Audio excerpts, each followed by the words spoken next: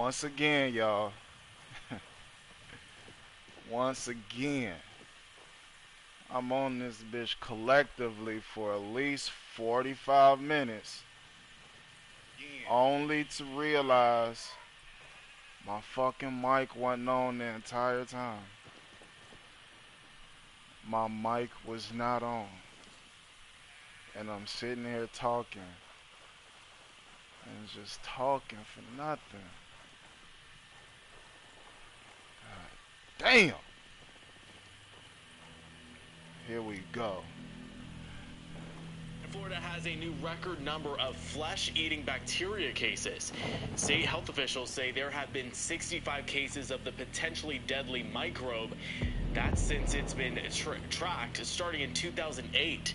Just in Lee County, there have been 29 cases and 4 deaths.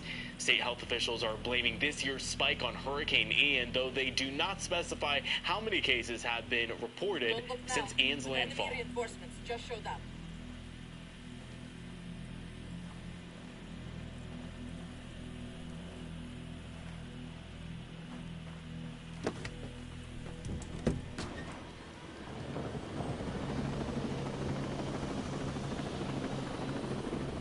Yeah, I was on this bitch for a good 40 minutes, 2 different lives, and the mic wasn't even on.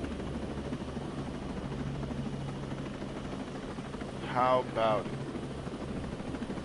In the aftermath of Hurricane Ian in Florida, some electric vehicles have been bursting into flames. Our chief national correspondent, Matt Gutman, has more on some of the hurricane-damaged vehicles. Good morning, Matt. Hey, good morning, Robin. So this is a typical lot where they store cars that have been totaled by flood damage. You can see how closely parked all those vehicles are. And this is a field where they have to store EVs so they don't burst into flames and burn anything else down. Right now in Florida, officials are sounding the alarm and they're asking the federal government for guidance. In Hurricane Ian's aftermath, electric vehicles bursting into flames spontaneously after being damaged in floodwaters. Car batteries catching fire, prompting an urgent new warning from the state. Is the theory that when salt water interacts with these EV batteries, they turn into something of a time bomb? Well, we just can assume that that's contributing to it because all these are storm-damaged vehicles that were flooded. It's a real concern among firefighters. Those fires proving very difficult to put out. So how much water would you put on a typical gas-powered car? Sometimes we just take a tank of water on the engine, around 750 to 1,000 gallons. How much on something These, like this? we're doing 8,000 plus gallons of water, just constant flow, trying to cool them down and stop the batteries. So like 10 to 12 times the amount of water is required to put a car out like this? Easily. Easy. Correct.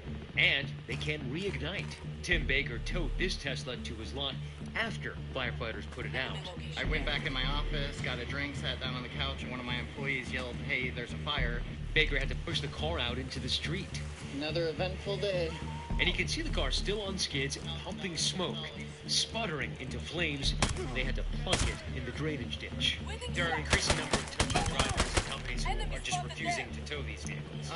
Yeah, pretty much so. I mean, they're very dangerous cars to tow. They have the potential to catch fire pretty much any time. And restoring flooded EVs is increasingly a problem. This field has been specifically designated for electric vehicles that have been flooded out by Hurricane Ian. Every single one of them has to be spaced 15 feet apart in case they spontaneously burst into flames. Traditional cars in this lot, parked on the other side, they can be parked Bobby Schneider, who trains first responders on handling EV fires, says the potential dangers remain. That's part of our concern, is that when they come into areas that have no electricity and they restore power to the grid, what about the vehicles that are sitting in garages or parking garages that were plugged in, charging before the storm surge happened? And now Florida State Fire Marshal calling on federal officials for action. The National Highway Traffic Safety Administration responding in a letter acknowledging the problem, writing, lithium-ion vehicle battery fires have been observed both rapidly igniting and igniting several weeks after battery damage occurred. That state fire marshal now Igniting several weeks after exposure. So they can ship that bitch halfway across the country like they always do water damaged vehicles. You can have it sitting in your garage and all of a sudden your shit blow up. EV companies to pitch in. We need you to lean forward, partner with us, and understand how we can protect our first responders, how we can save people's homes from burning down. So, folks watching EVs that have been flooded, especially in salt water, you're going to want to make sure first that you unplug it from the electricity. You might also want to alert authorities so they can pull it 50 feet away from any structure. Guys, but it is important to note every expert we've been talking to is saying that EVs are not necessarily more dangerous than a traditional gas-powered vehicle. They just have to be handled differently. And first responders across the country are now being trained in those methods and in getting them safely to a recycling facility. Guys. Got to keep that in mind. You're right about that. Thank you, Matt. Well, hey there, G. Yeah. They're not more dangerous. They just need a little bit more TLC.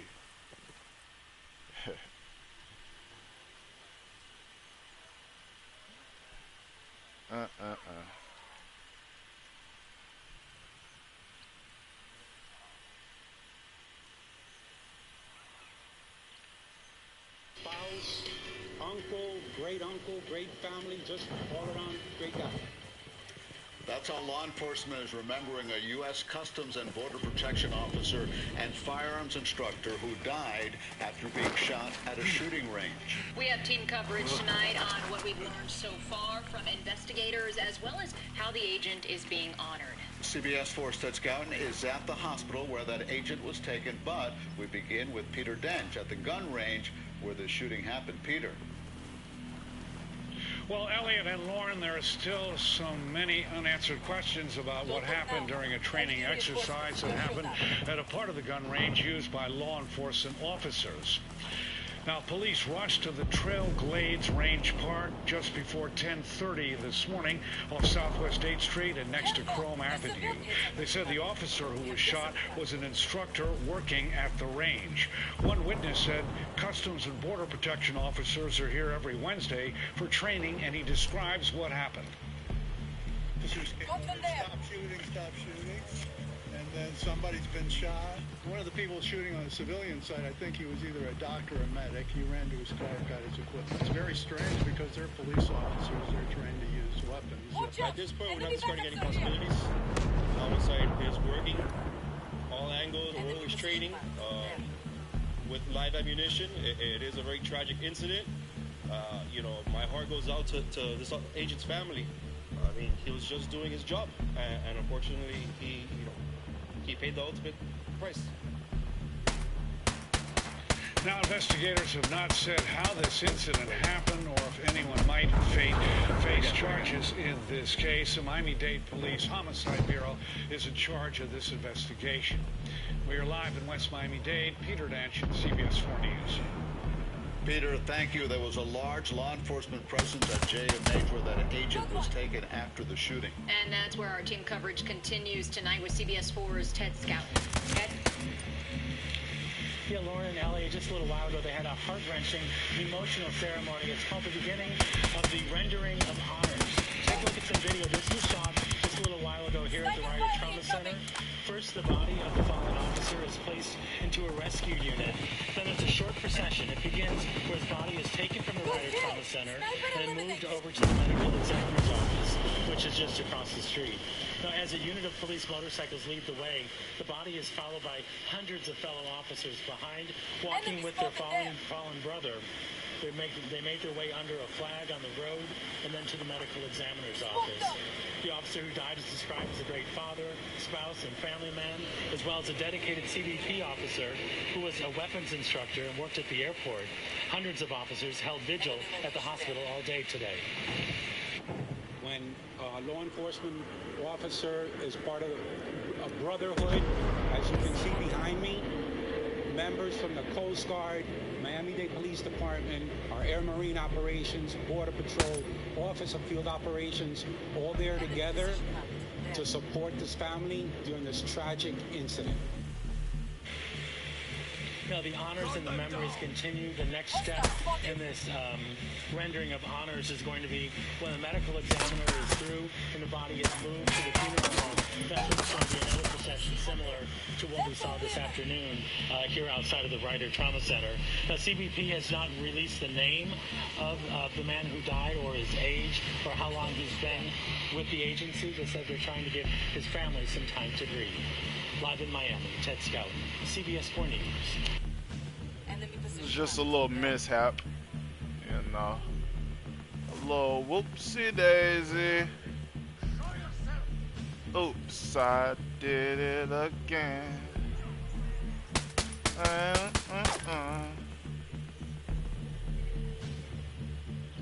Gotta be careful with them guns, man. Alright, so that's that.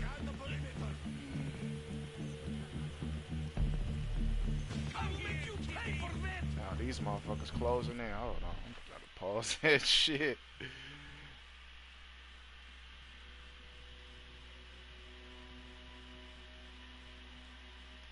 Man, that whole last live, my microphone wasn't even. Shit, man. NBC News investigation into a discovery raising alarm in Missouri. Radioactive contamination on the grounds of an elementary school with hundreds of students. Kate Snow now on parents' concerns and how the government is responding. PTA President Ashley Bernard fought for years to find out if her son's elementary school was safe. I don't think kids should have to worry about Manhattan waste bomb material on their playground. Now her fears confirmed. New test results reveal high radioactive lead levels in the kitchen, gym, boiler room, and playground soil at her son's school, Jana Elementary in Florissant, Missouri. You don't want to be right that your kid's playground or the school is contaminated. And you are. Unfortunately, I am right. The school sits beside Coldwater Creek. In the 1940s, radioactive bomb waste from World War II was dumped nearby and thrown here. The Army Corps of Engineers has been cleaning up the area for decades. You've been asking for answers how long now? Since 2015. When we met Bernard over the summer, she told me about a day in 2018 when she noticed Army Corps trucks on the property. That was the first official notice that I had that testing was beginning at my kid's school. Just because you happen to notice it. Yes. She spent years trying to get those results, and this spring finally did. The Army Corps of Engineers found high levels of several radioactive chemicals near the school. But when she and others pushed the Corps to do more testing inside the school, she says they told her that was unnecessary. I have a job to protect kids, whether they're mine or not. So Bernard pressured school officials to allow an outside company to run tests that just revealed that radioactive contamination inside the school. A new report today saying it's all likely an unacceptable risk to the children. If we inhale some of these radioactive materials, they can actually get stored in our bodies where they're a hazard to us for many years. Tonight, the Army Corps of Engineers telling NBC News the report is not consistent with our accepted evaluation techniques and must be thoroughly vetted, adding any contamination posing a high risk or immediate threat would be made a priority for remediation. Tonight, Bernard is pushing school officials to act quickly. The school district needs to advocate for and see this cleaned up immediately. The district saying safety is always our top priority, adding it is consulting with experts in this area of testing to determine next steps. For now, students are still in the school. Kate Snow, NBC News, Florissant, Missouri. I said they're still at the... Thanks for watching our YouTube channel. Follow today's top stories and breaking news by downloading the NBC News app. Missouri. Determine next steps. For now, students are still in the school. They still in the school with this radioactive shit going on.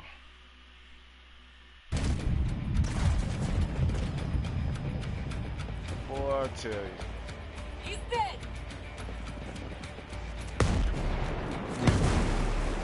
He's down.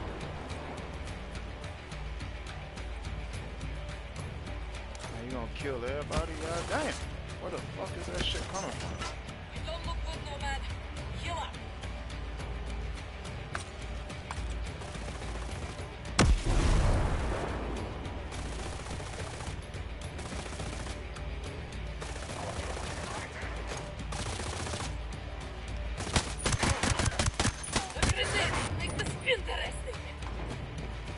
kind of late with that.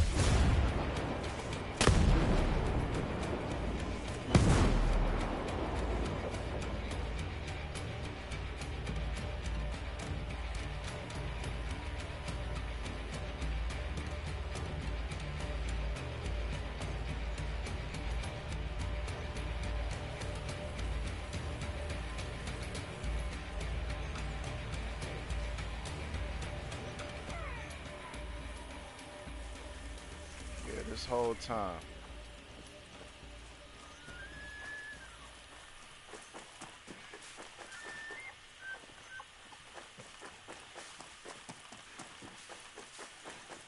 Fucking mic wasn't even on.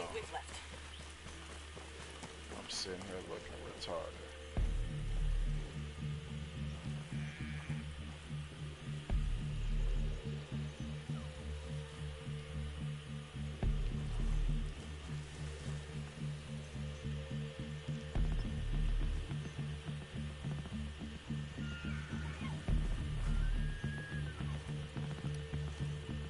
Got one there.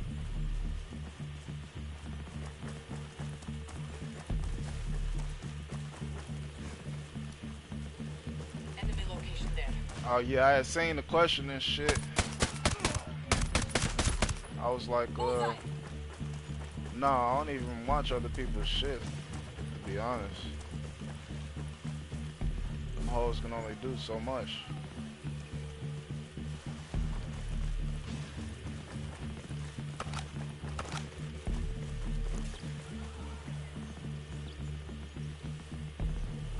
Motherfuckers they be buying views and all types of shit. All you gotta do is pay attention. Certain little shit you know that like don't add up.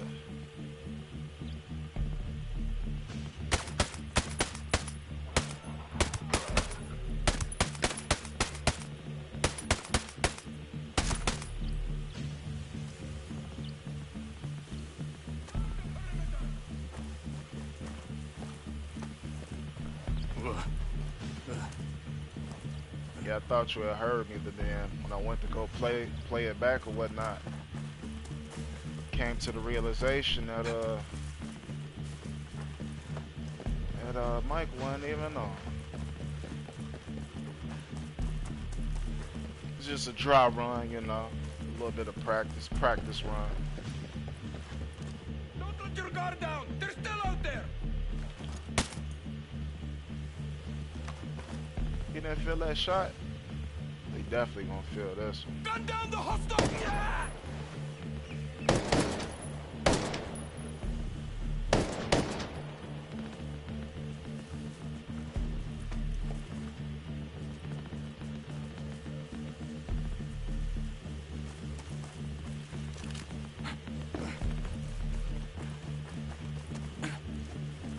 The Desert Eagle get motherfuckers together.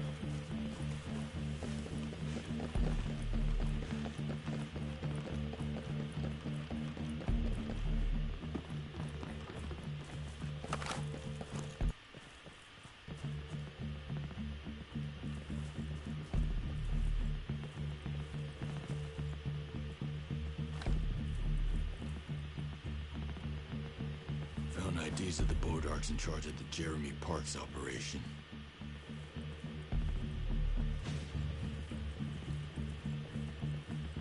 We're behind you.